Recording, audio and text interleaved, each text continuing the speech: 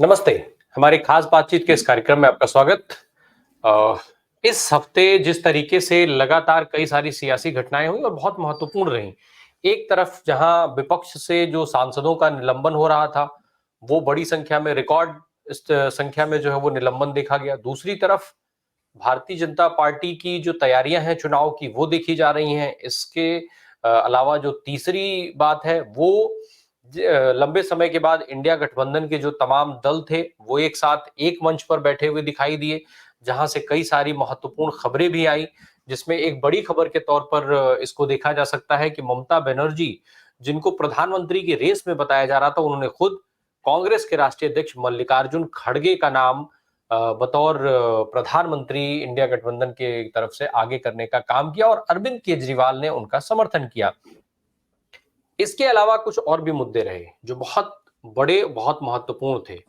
जिस तरीके से वाइस प्रेसिडेंट जगदीप धनखड़ साहब को लेकर के एक मिमिक्री हुई और उसके बाद उस मिमिक्री को जाट समुदाय से जोड़ा गया, लेकिन वहीं दूसरी तरफ साक्षी मलिक का अपमान, जो देश में जो देश की पहचान बनी थी पूरी दुनिया में, जो और उस उन्होंने जिस तरीके से संन्यास लिया, इसके बाद बजरंग पुनिया ने जिस तरीके से पद्मश्री वापस करने की बात की, वापस किया, ये सारी घटनाएं जो है वो कहीं किस कदर महत्वपूर्ण थी, किस कदर जरूरी थी, लेकिन क्या वास्तव में इन मुद्दों पर चर्चा इतनी हुई? क्या वास्तव में इन मुद्दों को उतना महत्व दिया गया? क्या कुछ फर्क पड़ा इन मुद्दों से लोगों को? आज हम इन्हीं मुद्दों पर अपने इन्हीं सवालों के जवाब खोजेंगे और जैसा आप देख पा रहे हैं प्रोफेसर अखिल स्वामी सर हमारे साथ मौजूद है। सर बहुत स्वागत है आपका। सर कई सारे मुद्दे बहुत महत्वपूर्ण रहे, लेकिन हम शुरुआत जो है वो सबसे पहले जिसको मैं लेके शुरू करना चाहूंगा वो जो गठबंधन की बात हो रही है। मैं आऊंगा बड़े मुद्दों पर भी, लेकिन जिस तरीके से गठबंधन की बात हुई और गठबंधन के जो इंडिया गठबंधन की बात मैं कर रहा हूँ, नेताओं के बीच में जो विवाद दिखाया गया, क्या वो विवाद का एक नैरेटिव सेट करने की कोशिश मीडिया की तरफ से हो रही है? भाई छोटा सा जवाब इस पर, फिर हम लोग मेन पर आते हैं। देखिए, गठबंधन में कोई दरार नहीं है, गठबंधन में कोई मतभेद नहीं है। मुझसे और आपसे ज्यादा गठबंधन के सारे दल जानते हैं ये आखिरी लड़ाई है उनके राजनीतिक भविष्य की। अगर जीतेंगे तो राजनीतिक भविष्य है, हारेंगे तो इसके बाद देश में लोकतंत्र नहीं रहेगा। विपक्षी दल जो है संसद के अंदर बैठ नहीं पाएंगे, ये सबको पता है। ये टीएमसी को भी पता है, ये डीएम को भी पता है, ये उद्धव ग्रुप को पता है, ये अखिलेश सबको पता है। ये केवल एक नैरेटिव बनाया जा रहा है गोदी मीडिया के द्वारा, जिससे ये पता चले कि बीजेपी के सामने, मोदी जी के सामने कोई विकल्प नहीं है। वास्तविकता में ये इतना मजबूत गठबंधन है। मैं तो कह रहा हूं कि आज की तारीख में जो बीजेपी के साथ नहीं है और जो इंडिया गठबंधन के साथ नहीं है, इनको ढूंढे नहीं मिलेंगे आप। इनको एक एक दो हजार वोट मिल जाए बहुत बड़ी बात है, चाहे ओवैसी साहब हो या कोई भी दल। बीआरएस इतनी मजबूत पार्टी थी, 2 महीने पहले कोई सोच सकता था बीआरएस हार जाएगी? और इतनी बुरी तरह से हारी। और जिस आदमी ने हराया वो बिल्कुल एक नवोदित नेता है। किसने नाम सुना था वहां पे उनका? रेवंत रेड्डी का। तो और डीके शिव कुमार ने और सिद्धारमैया ने। तो बेसिकली इशू ये है, एक तरफ 40% वोट है, एक तरफ 60% वोट है। अगर इस 60% वोट में बिखराव होता है और ये नैरेटिव चल जाता है कि इनमें एका नहीं है, तो 40% से वो जीत जाएंगे और 60% में एका होगा, जो अवश्यंभावी है, जो हो ही नहीं सकता कि ना हो। वो आप देखिएगा एक तरफा लड़ाई होगी। अब ये डिपेंड करता है कि इंडिया अलायंस अगर मजबूती से, जैसे राहुल गांधी पद यात्रा कर रहे हैं, जैसे अपने ये जयंत चौधरी कर रहे हैं, जिस प्रकार शरद पवार महाराष्ट्र में कर रहे हैं, अगर आज अखिलेश यादव उत्तर प्रदेश में चल दें पैदल, और तेजस्वी यादव चल दें बिहार में, और महुआ मोइत्रा चल दें बंगाल में, और स्टालिन चल दें तमिलनाडु के अंदर, उद्धव ठाकरे चल दें महाराष्ट्र के अंदर, ये असल में ये धारा, जैसे आप देखते हो ना समुद्र के अंदर छोटी छोटी धाराएं मिलती हैं। अगर सब अपने मेरे, क्योंकि जो तमिलनाडु में स्टालिन को जानते हैं वो राहुल गांधी को थोड़ी जानते हैं, ममता बनर्जी को बंगाल में जानते हैं, और राहुल गांधी की वो पकड़ थोड़ी है जो ममता बनर्जी की है। जो बिहार के अंदर नीतीश कुमार लालू की है वो राहुल की नहीं है। राहुल गांधी एक सीमेंटिंग फोर्स हो सकते हैं, और राहुल कह रहे हैं मैं प्रधानमंत्री नहीं बनना चाहते, मैं तो केवल सीमेंट, एक कैटलिस्ट बनना चाहता हूं। अब ये सवाल है कि अगर ये लोग चाहते हैं देश में लोकतंत्र खत्म हो जाए, देखिए हम तो इनकी तरफ अगर ये मेहनत से मिलजुल के लड़ेंगे, जिसकी मुझे पूरी आशा है, तो मैं इनके लिए काम करूंगा, इनके लिए हाथ जोड़ के वोट भी मांगूंगा। अगर ये नहीं लड़ेंगे, मुझे लगा कि ये सीरियस नहीं है, मैं भी घर बैठ जाऊंगा, हो सकता है वोट ही डालने न जाऊं। जी। सर एक चीज और, जिस तरीके से एक मिमिक्री की बात हुई, पूरा हफ्ता जो है मिमिक्री की खूब चर्चा हुई और उस मिमिक्री को लेकर के ये कहा गया कि पूरे जाटों का अपमान हो गया है। वहीं दूसरी तरफ साक्षी मलिक ने संन्यास ले लिया, बजरंग पुनिया ने अपना अवार्ड वापस कर दिया और भी पहलवान जो है अवार्ड वापस करने की तैयारी में है। तो क्या एक मिमिक्री जो है वो धनखड़ साहब की जब होगी तो वो जाटों का अपमान होगा, लेकिन साक्षी मलिक को जब सड़क पे घसीटा जाएगा, जब बजरंग पुनिया और दूसरे तमाम महिला पहलवानों के साथ बदसलूकी की जाएगी, तो क्या वो जाटों का अपमान नहीं होगा? देखिए महामहिम ने मोदी जी ने जो 1 महीने पहले स्टेटमेंट दिया था उसको कंट्रडिक्ट कर दिया। माननीय मोदी जी ने यह कहा था कि देश के अंदर कोई जाति व्यवस्था नहीं है, देश जो है केवल 4 वर्गों में विभाजित है, एक महिला, एक युवा, एक अमीर और एक गरीब। अब धनखड़ साहब कह रहे हैं वो जाट हैं। अरे मैंने तो मोदी जी की बात से प्रेरणा लेके ये कहा था कि मेरी कोई जात नहीं है, मैं या तो अमीर हूं या गरीब हूं या युवा हूं या महिला हूं, 4 वर्ग मोदी जी ने बताए थे। और अब सवाल ये उठता है कि जिन लोग 150 लोगों को निकाला गया संसद से, वो किसी न किसी जात के तो थे, वो किसी न किसी धर्म के थे। उसमें आदिवासी भी थे, उसमें दलित भी थे, उसमें ओबीसी भी थे, उसमें सवर्ण भी थे, उसमें बंगाली भी थे, उसमें तमिल भी थे, उसमें मराठी भी थे, उसमें गुजरात के तो नहीं थे, बिहारी भी थे, उत्तर प्रदेश के भी थे, हर जगह के लोग थे। तो इसका मैंने पूरे देश का अपमान जाटों ने कर दिया। अरे देखिए, जाट वो वीर कौम है जिसका कोई अपमान नहीं कर सकता। मैं तो वेस्टर्न यूपी का रहने वाला हूं, पढ़ा मैं इलाहाबाद और बनारस में जरूर, लेकिन यहाँ के जो जाट हैं इतने स्वाभिमानी लोग हैं। हमारे यहाँ तो कहावत है, झुकी हुई खाट और झुका हुआ जाट। ये संभव नहीं है। जैसे खाट जो है टेढ़ी हो जाती है, अब तो खाट नहीं होती, पुराने जमाने में खाट टेढ़ी हो जाती थी, एक पांव उसका ऊपर हो जाता था और बच्चों से कहा जाता था इसे नीचे दबा के ठीक करो। जाट झुका हुआ नहीं होता है, जाट जो है वो खड़ा रहता है, तन के खड़ा होता है। और ये वीर कौम है, ये वो वीर कौम है जिसने दिल्ली के ऊपर इनकी बादशाहत को कभी स्वीकार नहीं किया है। झुकने वाला जाट जो है वो जाट नहीं होता। और ये बेटियां जो हैं, जिस प्रकार से इनको अपमानित किया गया है और ये देश का सम्मान जैसे इन्होंने बढ़ाया है, तो बजरंग पुनिया को मैं प्रणाम करता हूं, साक्षी मलिक को अपनी बेटी की तरह कल्पना करता हूं। और मैं कल्पना करता हूं कि इन बच्चियों के साथ ये गांव से उठी हुई बच्चियां, कस्बों से उठी हुई बच्चियां, समाज से संघर्ष करी हुई बेटियां, जिस प्रकार से संघर्ष करके देश का नाम इन्होंने रोशन किया है, धिक्कार है उन लोगों का जिन्होंने इन लोगों का अपमान किया है। और धनखड़ साहब का नाम लिया था क्या जो मिमिक्री कर रहे थे? उन्होंने किसी का नाम नहीं लिया था। अगर मेरी मान लीजिए बैठने का ढंग, मेरे बोलने का ढंग, मेरे चलने का ढंग राम प्रकाश जी आपका भी होता, तो मैं कहता राम प्रकाश मेरी मिमिक्री कर रहे हैं।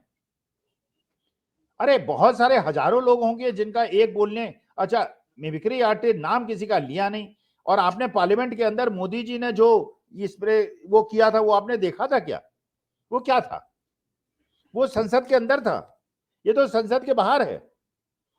इसका मैंने संसद के बाहर अगर कोई व्यंग्यकार, अगर कोई मिमिक्री आर्टिस्ट और अगर किसी फिल्म इंडस्ट्री में कोई ऐसा एक्टिंग करे जिसे आप लगे कि मेरी जैसी एक्टिंग है, तो मानहानि का केस कर देंगे हाईकोर्ट में क्या? अरे मतलब एक प्रकार से जो सोचने समझने की शक्ति है वो पूरी तरह से खत्म हो गई है क्या? अरे जाटों का अपमान हो रहा है, कभी ठाकुरों का अपमान हो रहा है, कभी ब्राह्मणों का अपमान हो रहा है। अरे अपमान तो तब हो रहा है जब मेरे बच्चों को नौकरियां नहीं मिल रही, जब देश के अंदर महंगाई बढ़ रही है, जब 450 का सिलेंडर देने का वादा किया था पूरा नहीं हो रहा है, जब 3100 रुपए में धान नहीं खरीदा जा रहा है, इससे अपमान हो रहा है। इसमें जाट ब्राह्मण कहां से आ गए? और जाति विहीन समाज की बात, और हिंदुओं को जोड़ने वाले लोग। अब ये लड़कियां हैं, ये हिंदू नहीं है क्या? ये जाट बेटियां जो हैं हिंदू नहीं है क्या? तो इसका मतलब यह है कोई हिंदू मुसलमान नहीं है, ये केवल इशू ये है कि तानाशाही को लाना है, लोकतंत्र को खत्म करना है, किसी को बोलने नहीं देना है, लोगों को डरा के रखना है, आतंकित करके रखना है। और मुझे ऐसा लगता है जो भी अकलमंद आदमी आज की तारीख में राजनीति में है या राजनीति में नहीं भी है, उसके सामने केवल दो विकल्प हैं। या तो विकल्प चुन लो हिटलर, मुसोलिनी, नॉर्थ कोरिया का। मैं नॉर्थ कोरिया कभी नहीं गया, भगवान न करे मैं को कभी जाना भी पड़े, लेकिन मुझे लगा बिना नॉर्थ कोरिया जाके मैं नॉर्थ कोरिया देख रहा हूं। सर, आपने प्रधानमंत्री का जिक्र किया, क्या प्रधानमंत्री जो धनखड़ साहब ने किया, अब क्या वो मोदी जी का अपमान उसको कहा जाएगा या विरोध कहा जाएगा? और अगर चूंकि लोकसभा का चुनाव है, अगर वो मोदी जी का जब जात जिस तरीके से जो उन्होंने बताई है उससे इतर अगर कोई जात बताने लगेगा तो क्या उस पर कार्रवाई हो सकती है? नहीं नहीं, ये पहले अपमान हुआ कैसे? उन्होंने नाम नहीं लिया। फिर ये वो संसद सदस्य हैं जिनको अपमानित करके संसद से निकाला गया है। डेरेक ओबेरॉय से कहा गया है निकल जाओ बाहर, और ऐसे कहा गया है जैसे किसी नौकर नहीं चाकर से बात मैं कर रहे हो। अखिल सर मैं उसका जिक्र कर रहा हूं कि जो मोदी जी ने 4 जातियां बताई हैं, उन जाति से इतर 5वीं जात बताने की कोशिश हो रही है, जो जाट बताया जा रहा है। तो ये जो धनखड़ साहब ने किया है उसको प्रधानमंत्री का विरोध माना जाए या प्रधानमंत्री का अपमान माना जाए? नहीं नहीं, ये उनकी नादानी समझी जाए, तो क्योंकि क्या मोदी धनखड़ जी ने जो साहब कहा वो गलत बात है। भाई मोदी जी ने जो कहा गलत बात है। धनखड़ साहब ये कहते हैं कि हिंदुस्तानी का अपमान हुआ है, तो जो संसद निकाले गए थे वो कहते भाई हम भी हिंदुस्तानी है, हमारा भी अपमान हुआ है, हमारे भी इंडियन पासपोर्ट है। ये जाट बेटियां भी कहती हैं हम हिंदू। देखिए मेरी जात क्या है, मेरा धर्म क्या है, ये रिलेवेंट है, मैं हिंदुस्तानी हूं। धनखड़ साहब भी हिंदुस्तानी है, मोदी साहब भी हिंदुस्तानी है, और ये जो सांसद निकाले गए ये भी हिंदुस्तानी है। ये 8-8 10-10 लाखों को रिप्रेजेंटेशन करते हैं। ये देश की अस्मिताओं पे प्रहार किया। आपने केरला की अस्मिता पे प्रहार किया है, आपने बंगाल की अस्मिता पे प्रहार किया है, आपने पूरे हिंदुस्तान की अस्मिता पे प्रहार किया है, और उन लोगों को नहीं निकाला जो गुजरात के हैं। फिर मैं वही बात कहूंगा, गुजरात का डोमिनेशन इतना ज्यादा बढ़ गया है कि गुजरात के अलावा बाकी किसी प्रदेश की अस्मिता का, यार जिनको निकाला गया 150 लोगों को, उनकी गलती क्या थी? अच्छा फिर लास्ट में जो 40-50 बचे थे वो भी वही कर रहे थे, वो वेल में आ रहे थे और वेल में आके हल्ला कर रहे थे, उनको नहीं निकाला गया। जब पूछा गया तो पीयूष गोयल साहब से किसी विपक्षी दल के राज्यसभा में मैंने पूछा कि साहब हमको क्यों नहीं निकाल रहे, हम भी तो वही कर रहे हैं जो उन्होंने किया था। कहते नहीं, कुछ लोगों का बैठा रहना आवश्यक है जिससे वर्ल्ड को ये मैसेज ना जाए कि हम विपक्ष विहीन बिल पास कर रहे हैं। और चीफ जस्टिस ऑफ इंडिया को चुनाव आयोग की चयन प्रक्रिया से बाहर कर दिया। तो प्रश्न यह है कि जो मोदी जी ने कहा था वो जानते हैं, वो दिल से नहीं कह रहे हैं, क्योंकि वरना वो क्यों कहते मैं ओबीसी हूं। भाई उन्होंने 4 वर्ग बताए थे ना, अमीर, गरीब, महिला और युवा, तो इसमें ओबीसी कहां से आ गया? इसमें तो सभी जाति धर्म के लोग हैं। तो मेरे ख्याल से मोदी जी ने एक जुमला बोला था और उस जुमले का काट जो है वो महामहिम ने कर दिया। सर, ये जो अभी सत्र खत्म हुआ, अनिश्चित काल के लिए स्थगित किया गया है, समाप्त नहीं किया गया है ये, तो अब चुनावी साल होने जा रहा है, सामने चुनाव खड़ा है, केवल बजट होगा, वो भी बहुत छोटा सा, वो तो एक दिन में भी आप ला करके और पारित कर सकते हैं, क्योंकि पूर्ण बजट तो आना नहीं है। तो फिर ये अनिश्चित काल के लिए स्थगित करना किस तरफ इशारा कर रहा है? क्या चुनाव पहले होने की संभावना के तौर पे भी इसको देखा जा सकता है? नहीं नहीं, देखिए मोदी जी के लिए कोई असंभव कुछ नहीं है। आप जो जो कल्पना कर सकते हैं उसके आगे की उनकी कल्पना होती है। कल वो कह दें कि हिंदुस्तान में केवल कमल चुनाव चिन्ह पे वोट पड़ सकते हैं बाकी, और ये संसद पास कर देगी, कॉन्स्टिट्यूशनल अमेंडमेंट हो जाएगा बैलेट पेपर पे, और जो ईवीएम मशीन है उसमें केवल एक चुनाव चिन्ह होगा, कमल का, उसके अलावा कोई विकल्प ही नहीं है। अब आप कर लीजिए, सुप्रीम कोर्ट में चैलेंज कीजिए, सुप्रीम कोर्ट में जब तक चैलेंज होगा, जब तक वो हियरिंग होगी, तब तक पार्लियामेंट इलेक्शन हो जाएगा। आपको कमल में वोट देना है तो वोट जाइए, मशीन दबाइए, और नहीं देना है तो घर बैठिए, लेकिन आएंगे तो मोदी ही। जी। देश से थोड़ा हम लोग सर यूपी की तरफ मूव करें। इस बीच में मायावती का एक बड़ा महत्वपूर्ण बयान आया, जो कि पहले से चर्चा चल रही थी मायावती को लेकर के कि वो गठबंधन में आ सकती हैं, नहीं आ सकती हैं। फिर मायावती ने खुद कह दिया कि वो कहीं नहीं जा रही हैं, ना वो भाजपा के साथ हैं और ना वो इंडिया गठबंधन के साथ। लेकिन अब उनका बयान आता है कि भाई आप बहुत ज्यादा जो है किसी पर टीका टिप्पणी मत करिए, क्योंकि किसी की जरूरत किसी को कभी भी पड़ सकती है। तो क्या वो अपने लिए गठबंधन की संभावनाओं को खुला रखना चाहती हैं? देखिए बहन जी के पास केवल 2 विकल्प हैं, या तो अपने राजनीतिक भविष्य के कमरे में ताला लगा के चाबी लेके चली जाएं, थर्ड विकल्प आज की तारीख में पूरे हिंदुस्तान में कोई नहीं बन सकता। या तो वो थर्ड विकल्प अगर बनेंगी तो मोदी जी की मदद करेंगी, और अगर वो इंडिया अलायंस में आएंगी तो उनका राजनीतिक भविष्य भी है, बल्कि इंडिया अलायंस में उनको बहुत बड़ा पद भी मिल सकता है। हो सकता है कल राष्ट्रपति बन जाए हिंदुस्तान की,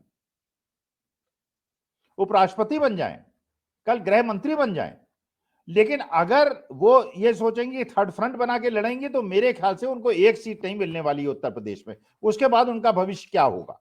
और ये मेरे ख्याल से सोच समझ के बहन जी को भी सोचना चाहिए, अखिलेश को भी सोचना चाहिए, जयंत चौधरी को भी सोचना चाहिए कि भैया ये लड़ाई अंतिम लड़ाई है। और बहन जी भी जो कहती थी 40 सीट से लड़ूंगी, 15-20 सीट बहन जी लें, 15-20 सीट जो है कांग्रेस ले, 8-10 सीट जयंत चौधरी लें, और बाकी में सपा लड़े, एक दूसरे का साथ दें। और अगर 40 सीट पे सीमित कर दिया उत्तर प्रदेश में बीजेपी को, तो मोदी जी वापस लौट के नहीं आएंगे। और नहीं किया, 65 पे ही रह गए बीजेपी वाले, तो उनके सत्ता में लौटने की संभावना है। जी, एक चर्चा सर पिछले कुछ समय से लगातार उत्तर प्रदेश में विवाद को लेकर के भी चल रही थी सरकार में, और मुख्यमंत्री तक को बदले जाने की चर्चा चल रही थी। लेकिन अभी तो जो कार्यक्रम है अयोध्या का, राम मंदिर प्राण प्रतिष्ठा का, उसकी पूरी जिम्मेदारी योगी आदित्यनाथ के कंधों पर दे दी गई है। तो क्या अब वो संभावनाएं खत्म हो गई हैं? माना जाए कि यूपी में नहीं, सब देखिए ठीक है? मोदी जी के लिए कोई संभावनाएं कभी खत्म नहीं होती, क्योंकि जिस प्रकार से पहली बार विधानसभा चुनाव लड़े हुए व्यक्ति को वो मुख्यमंत्री बना सकते हैं, तो हो सकता है राम प्रकाश जी कल आपको कहें कि जाइए लखनऊ में टेक ओवर कीजिए और चीफ मिनिस्टर बन जाइए, और आपको एमएलसी बना देते हैं, और अब आप राम प्रकाश राय जो हैं वो मुख्यमंत्री हो गए। मोदी जी के लिए कुछ असंभव नहीं है। तो आज के तारीख में योगी आदित्यनाथ हो, नितिन गडकरी हो, कोई हो, राजनाथ सिंह, कोई हो फॉर दैट मैटर, बीजेपी में किसी आदमी की, वसुंधरा राजे जैसी महिला, ऐसी नेत्री जिसके 50-60 एमएलए का सपोर्ट है, खून का खून पीट के बैठी है ना। शिवराज सिंह चौहान खून का खून पी के बैठे हैं ना। अब मोहन यादव साहब बन गए। अब मोहन यादव साहब को कौन जानता है, कौन समझता है? उनको जमीन की स्तर के बारे में क्या पता है कि कितना उनको पता है जो वहां बने हैं साहे साहब छत्तीसगढ़ में? तो मोदी जी जो है वो केवल उन्होंने एक मैसेज दे दिया है अपोजिशन को भी और बीजेपी को भी, ये मेरी सरकार है, ये मेरा देश है, बाकी आपको या तो मेरे सामने नतमस्तक हो जाइए, वरना अपना जाइए, अपना कमंडल लेके हिमालय में चले जाइए, राजनीतिक भविष्य आपका नहीं। जी, अंत में बात सर यूपी जोड़ो यात्रा की भी कर ली जाए, क्योंकि भारत जोड़ो यात्रा की बहुत बात हुई है। कांग्रेस पार्टी अपने आप को दोबारा खड़ा करने के लिए जो उनके प्रदेश अध्यक्ष हैं अजय राय, उनके नेतृत्व में इस समय यूपी जोड़ो यात्रा कर रही है। तो क्या कुछ इम्पैक्ट देख पा रहे हैं इसका यूपी में कांग्रेस के लिहाज से? कुछ असर होगा जिस तरीके के दावे किए जा रहे हैं? देखिए, कांग्रेस जो है उत्तर प्रदेश में समाजवादी पार्टी को, बहुजन समाज पार्टी को, जयंत चौधरी को सपोर्ट करेगी, और एक दूसरे को सब सपोर्ट करेंगे। कांग्रेस की यात्रा का मतलब यह है कि जो पुराने खानदानी कांग्रेसी हैं, जो सो गए थे, जिनको लग रहा था कांग्रेस खत्म हो गई है, वो एक्टिव हो जाएं। और ये मैं मानता हूं, ये मैं जानता हूं, आज के तारीख में पोलराइज्ड इलेक्शन है, या तो मोदी जी के समर्थक हैं या मोदी जी के विरोधी हैं। अब मोदी जी के विरोध में ये सोचना कि 80 सीट कांग्रेस लड़ेगी, नहीं होगा, ऐसा कुछ नहीं होने वाला है। सीटें लड़ेंगे, लेकिन जो ऐसे लोग हैं जो कांग्रेस के कार्यकर्ता हैं लेकिन सपा को वोट नहीं देना चाहते, उनको जागृत करना है। भैया ये सपा और बीएसपी के बीच में चूज करने का मसला नहीं है कि आप सपा से नाराज हैं इसलिए बीजेपी को वोट दे दीजिए। ये समय वो है कि सर्वाइवल का प्रश्न है। गांधीवादी मूल्य खत्म हो जाएंगे, कांग्रेस के मूल्य खत्म हो जाएंगे, अगर आपने सपा और बीएसपी से दुश्मनी समझने के चक्कर में बीजेपी को वोट दे दिया तो। और ये लोग समझ रहे हैं, पढ़े लिखे लोग समझ रहे हैं। तो आज के तारीख में देखिए, मैं भी हूं, जैसे मान लीजिए मेरे जैसे लाखों करोड़ों लोग हैं, हमारे पास केवल दो विकल्प हैं, या तो मैं मोदी जी को वोट दूंगा या मोदी जी को वोट नहीं दूंगा। अब वो बीएसपी का कैंडिडेट हो, आरएलडी का हो, डीएमके का हो, टीएमसी का हो, हमें कोई मतलब नहीं है, क्योंकि हम ये मानते हैं कि देश के लिए धार्मिक विद्वेष और ये जो स्थिति आज के तारीख में देश में चल रही है, देश के लिए हितकारी नहीं है। हमको मिलजुल के रहना चाहिए, मोहब्बत की आवश्यकता है, तो हम तो जो भी खड़ा होगा अपोजिशन में उसको वोट देंगे, बात खत्म हो गई। तो इसलिए ये पदयात्रा जयंत चौधरी कर रहे हैं, वेस्टर्न यूपी में गांव गांव जा रहे हैं, शरद पवार कर रहे हैं महाराष्ट्र में, अखिलेश यादव को भी शुरू कर देनी चाहिए, शिवपाल सिंह यादव को भी शुरू कर देनी चाहिए। और मेरे को ऐसा लगता है 2024 के चुनाव में जितने सपा, बीएसपी, कांग्रेस, आरएलडी के सबसे बड़े नेता हैं, उनको लोकसभा का चुनाव लड़ना चाहिए। एक एक सीट पे लड़ाई होगी और इन सीटों पे अगर अखिलेश भी लड़ जाएं, शिवपाल भी लड़ जाएं, मल्लिकार्जुन खड़गे भी लड़ जाएं, नीतीश कुमार भी लड़ जाएं, तेजस्वी भी विधानसभा को छोड़ पार्लियामेंट लड़ जाएं, जितने भी नेता हैं बड़े बड़े और जितने इनके अच्छे नेता हैं, ये नहीं है कि साहब डीके शिवकुमार लड़ जाएं कर्नाटका से, सीतारमैया लड़ जाएं, रेवंत रेड्डी लड़ जाएं। और ये है क्योंकि पार्लियामेंट के इलेक्शन अगर हार गए उसके बाद असेंबली भूल जाइए, फिर चीफ मिनिस्ट्री भूल जाइए, फिर आपका जीवन खत्म। जी, तो भाजपा की तरह से कुछ नए प्रयोग कांग्रेस को भी करना चाहिए और बाकी दलों को भी करना चाहिए, और हो सकता है कि जैसा आप कह रहे हैं शायद लोकसभा चुनाव में ये दिखे भी। बहुत बहुत धन्यवाद सर आपका इस महत्वपूर्ण जानकारियों के लिए।